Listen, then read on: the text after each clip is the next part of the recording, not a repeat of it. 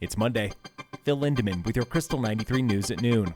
The power is back on for most homes and businesses in Silverthorne. Nearly 2,700 buildings were in the dark for more than 5 hours this morning.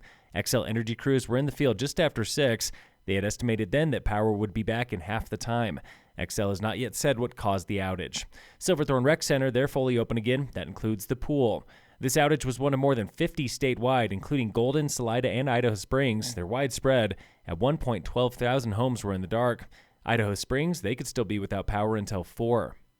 Homeowners in Blue River and south to the Quandary area are seeing lots of black bears. Several adult bears and at least one cub have been spotted on doorbell cameras recently. That cub was up on someone's patio. Some tips to make sure the bears aren't making your home their home. Secure your trash inside if you can, or in a locked trash can if you cannot. And if you think of it, pull in your bird feeders at night. Summit County Sheriff is mourning the death of a canine dog, Babe. Babe died last week from colon trouble. The German short-haired pointer was just 3 years old. Her career was brief, but it was busy. Babe and her handler, technician Sarah Frost, fielded roughly 1,300 calls. She sniffed out more than 70 pounds of illicit drugs, and most recently, she helped find a missing kid. Back on track above Idaho Springs is a gondola at the historic Argo Mill. That is the old mine you see from I-70. Colorado Sun reports this day was years in the making. An East Coast title company allegedly stole millions from Argo investors. That company was indicted and will soon go to court. Argo investors never did mention the fraud at groundbreaking late last week. The gondola should be opening by next year.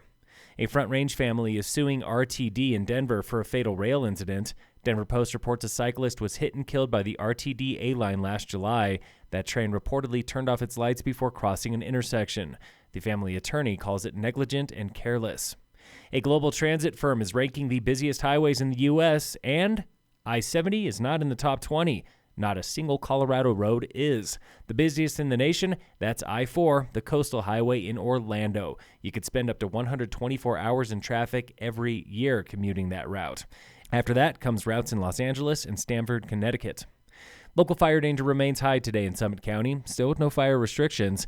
The U.S. Drought Monitor shows Colorado is drier today than this time last year. More than 2.5 million people are affected. That includes all of Park County and Clear Creek and most of the Front Range.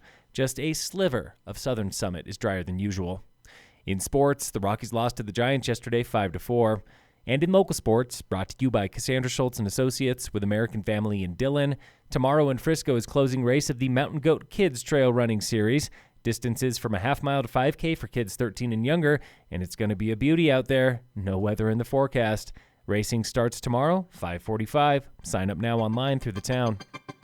Phil Lindemann, Krystal 93 News.